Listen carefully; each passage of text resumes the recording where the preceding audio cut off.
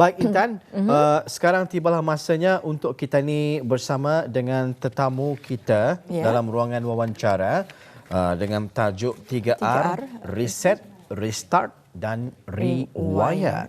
Dan Alhamdulillah untuk memperkatakan dengan lebih lanjut lagi mengenai dengan tajuk kita ini, terus saja kita perkenalkan tetamu undangan kita, pengasas Cure Heart, merupakan seorang kaunselor yang mulia Puan Hajah Nur Ajlin Umminatul Hafizan binti Haji Alimas. Assalamualaikum Puan Hajah. Waalaikumsalam. Apa khabar pagi ini, sihat ya? Sihat alhamdulillah. Selesa saya panggil Puan Hajah ataupun Puan Nur Ajlin? Puan Nora. Puan Nora. Baik. Puan Nora, selamat datang ke Rampai Pagi.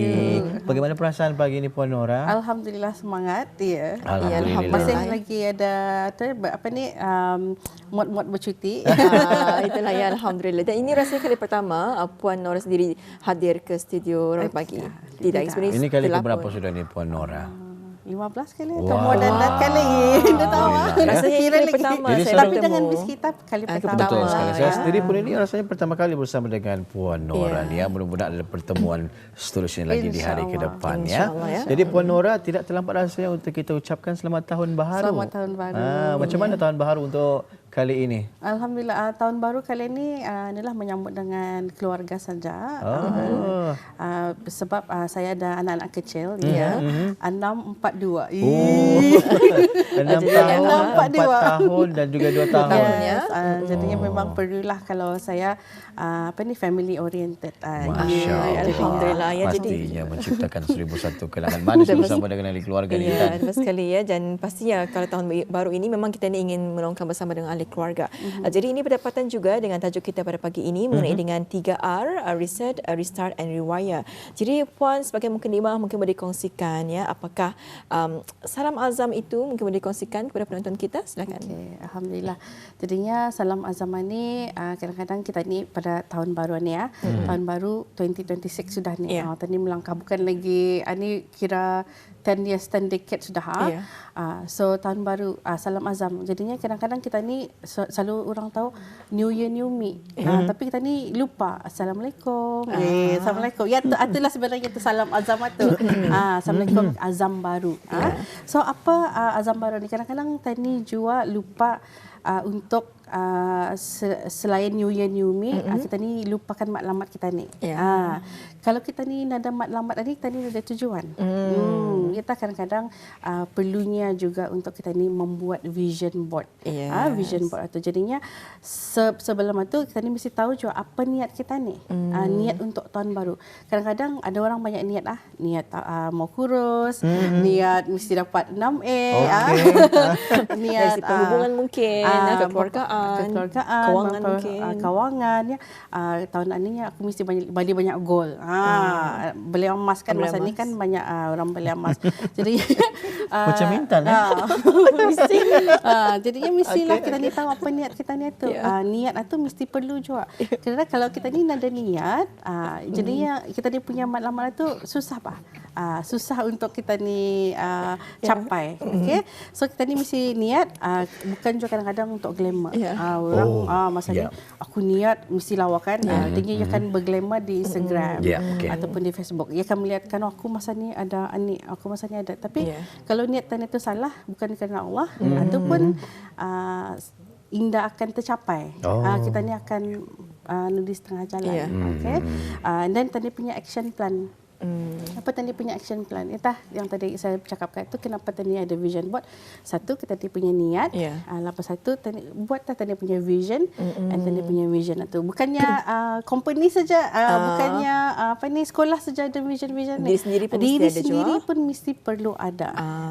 Sebab itu dengan topik tanya itulah yang 3R itu hari ini. Ya, jadi penting juga ni Wali seperti yang telah kita kongsikan dari pagi juga. Kita memperkatakan mengenai dengan audit diri sendiri di mana kita ni perlu ada matlamat. Kalau kita ni ada matlamat dalam kehidupan kita, kita ni akan lebih bersemangat dan juga ada hadlah tuju. Berbanding kita ni mengikut just go with the flow. Betul sekali ya. Kalau kita ni ada menulis, kita ni membuat vision board, kita ni akan lebih merealisasikan apapun juga azam azam kita ni di tahun baru 2026 masih ini. Apa yang kita ketahui ni, Puan Nora ya, banyak azam tahun baru gagal kerana ramai di kalangan mereka yang fokus kepada result ataupun hasil daripada azam tersebut. Sebagai contoh, kalau dalam pembelajaran ingin mendapatkan sebagai contoh 5A atau ni ya PSR. Tetapi apabila menjelang keputusan, Indah dapat 5A seperti yang dihasratkan, 4A 1B tiap. Macam tu kan. Jadi tahun ini apakah satu proses atau mungkin ada satu tabiat kecil yang boleh kita ni pelajari agar kita ni insyaAllah nanti akan dapat mencapai apapun juga azam, cita-cita dan juga impian kita ni Puan Nora. InsyaAllah. Jadinya yang tadi saya katakan itu, satu kita ni perlu ada niat. Lepas satu, kita ni mesti ada positive mindset juga. Positive mindset dan juga motivasi dan juga doa berterusan. And then kenapa kita ni, ada orang selalulah ibu bapa ataupun diri kita ni sendiri. Bila kita ni kan, aku balainya year 6 ni mesti dapat 6A ataupun banyak ni new company ni you kerja mesti performance you mesti bagus. Kita kadang-kadang kita ni lupa dengan proses satu. Because in proses dalam timeline ni kita ni mesti tahu ia ada up and down. Ada up and down. Ya bukannya kita ni lurus saja. Terus dah dapat tadi mencapai ke 5A. Terus dah tadi dapat 8O. So we have to remember proses inilah. So one of the thing is untuk membuat mengenali tabiat-tabiat kecil yang very very important for me. I always beritahu kepada klien saya ataupun kepada orang dekat dengan saya, what is your one day goal? One day goal, 1 week goal. And then 1 month, 1 year, 3 years. Ini memang perlu. Kalau kita ni dah tahu in 1 day tu apa perlu dibuat, 1 week atau apa perlu dibuat, jadinya memang susah untuk kita ni. Di sana tak sebenarnya timbul kadang-kadang rasa demotivated. Dan demotivasi tiap sebab kadang-kadang kita ni kan mencapai 5A. Tapi sudah in proses satu macam boring aku mau membuat ni I didn't see any result. So when we don't see this kind of result tu, di sana tak kita ni kadang demotivated. Di sana tak kita ni mudah give up. Kan kita ni sebagai manusia ni mudah menyerah. Mudah menyerah.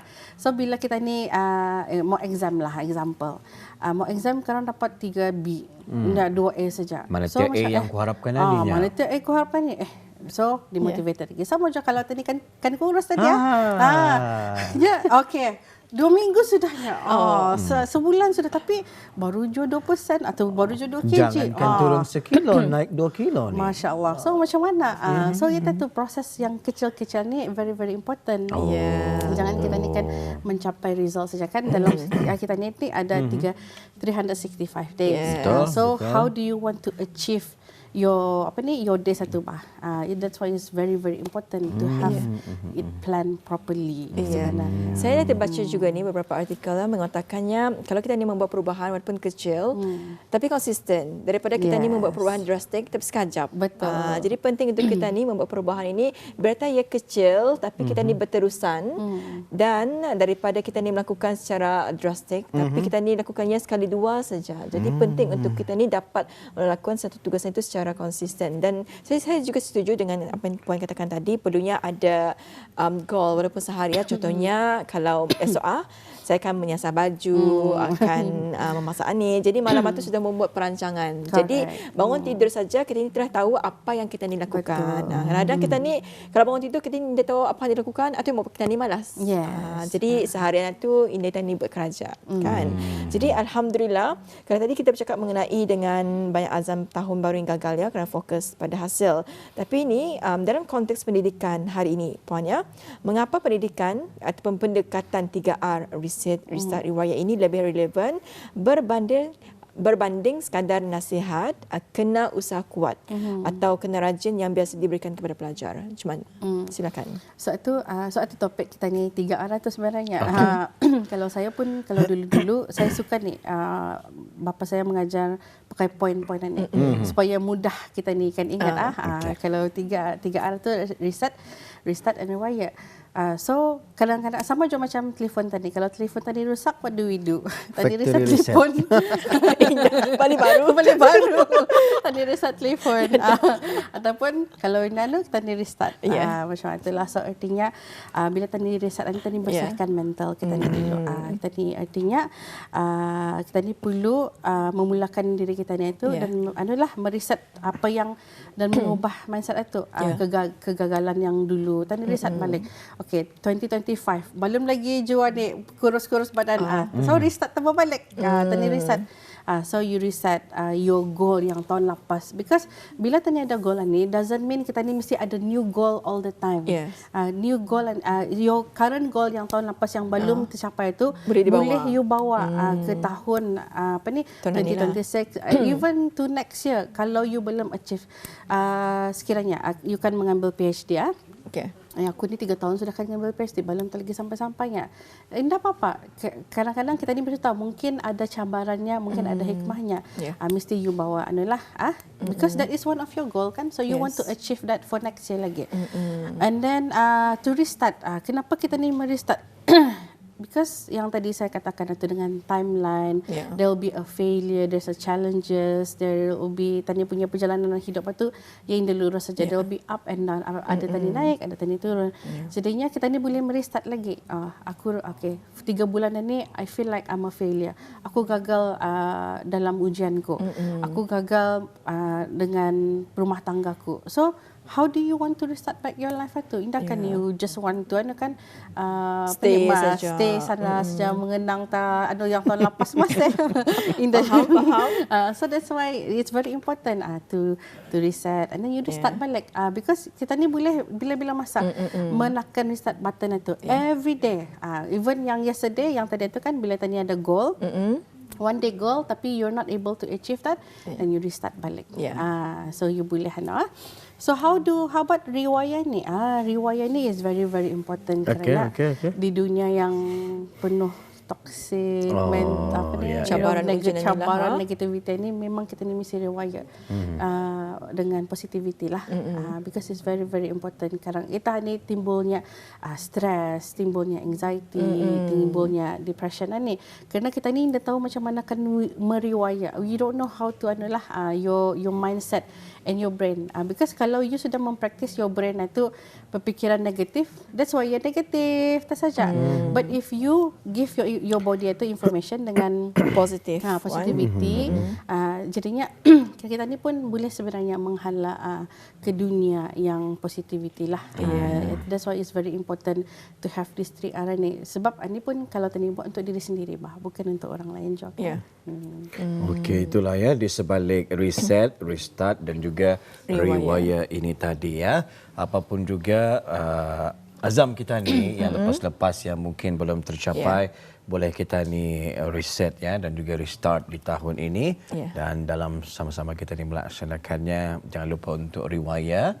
Ini adalah antara perkara yang penting juga untuk mengekalkan kita ni sebenarnya bermotivasi ya dalam mencapai apapun juga matlamat kita di tahun 2026 ini.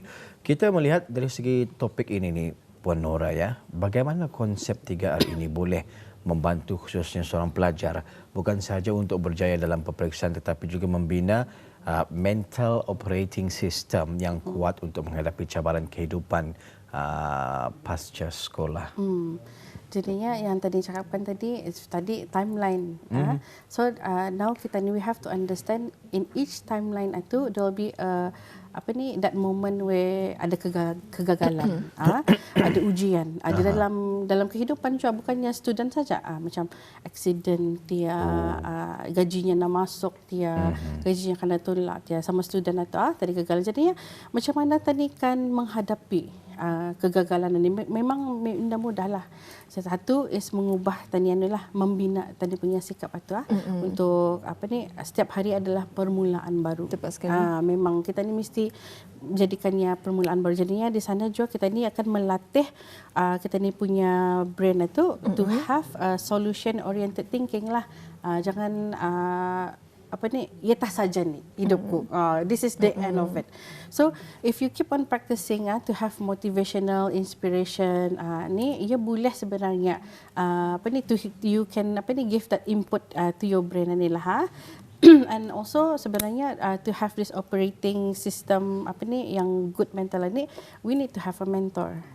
Mentor kalau dulu saya sebenarnya ada macam saya suka mendengar Dr. Fazila Khamsa, Cikgu Yusri dengan doktor-doktor yang lain. Jadinya kepada student-student, if you always mendengar setiap hari, dengar tak podcast masa ni pun we can easily reach to your phone kan. Bangun tidur pasang podcast, belum tidur pasang podcast. Kalau malas kan melihat membaca lah. So you can just put it in your ear. So bila kita ni ada this kind of information, you integrate sudah dalam fikiran you, dan aku esok mesti buat ni. Aku esok mesti ni. Jadinya your body pun macam more positif, more motivated and juga inspirational lah. Macam tu. Alhamdulillah ya. Okay.